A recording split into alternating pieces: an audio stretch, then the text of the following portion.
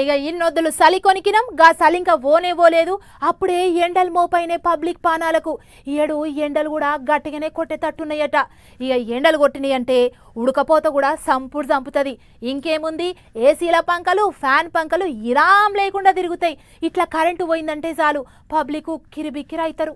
ఓ సుమక్క ఇప్పుడేముంది ముందుంది ముసళ్ళ పండగ మార్చిలో కొట్టాల్సిన ఎండలు మాడలు పగిలేటట్టు ఇప్పుడే కొడుతున్నాయంటే అప్పుడెట్టుంటదో మరి ఇక చూడూలి మూలకేసిన కూలర్లు తీయాలే గాలి పంకలు 5 మీద పెట్టాలి ఎండలు ఇంత ఎక్కువ కాకముందే అన్ని తయారు చేసుకోరు ఇప్పటి సందే అవు మరి ఈ ఏడు ఎండలు ఏగిచ్చి కొట్టేటట్టే ఉన్నాయట మళ్ళా ఓ లోకు ఎండలు ఇంకో లోకు ఉడకపోతా దీనికి తోడు కరెంటు తిప్పలు కూడా ఉండేటట్టే ఉన్నదట ఇప్పుడు ఏమిట్లకేం లేనే లేదు అప్పుడే కరెంటు గుంజుతులాట పబ్లిక్ మామూలుగానే ఎండాకాలం వస్తే పంకలు 5 మీద పెట్టి తిప్పుతారు 24 అవర్స్ ఆన్ సర్వీస్ అన్నట్టు 24 గంటలు తిరుగుతూనే ఉంటాయి స్విచ్ బంద్ పెట్టేది ఉండదు పంక తిరుగుడు ఆగేది ఉండదు అట్టి 7 నెల ముందుకేంచే పంకలు తిప్పుడు సులువు చేసిరు పబ్లిక్ అందుకనే కరెంటుతో కూడా తిప్పలు లేకుండా ఉండేందుకు ఇకమతి చేస్తున్నారట తెలంగాణ గవర్నమెంట్ వాళ్ళు కూడా పోయినేడు అన్నింటికంటే ఎక్కువ ఒక మార్చి నెలలనే 15,000 మెగావాట్ల కరెంటు వాడితే ఈ పాలు ఇంకా మార్చి రాకముందే దాని మీద ఇంకో 200 మెగావాట్ల కరెంటును ఎక్కువనే గుంజిలాట అంటే ఇక అప్పుడే తెలంగాణలో కరెంటు వాడకం సాలైంది అన్నట్టు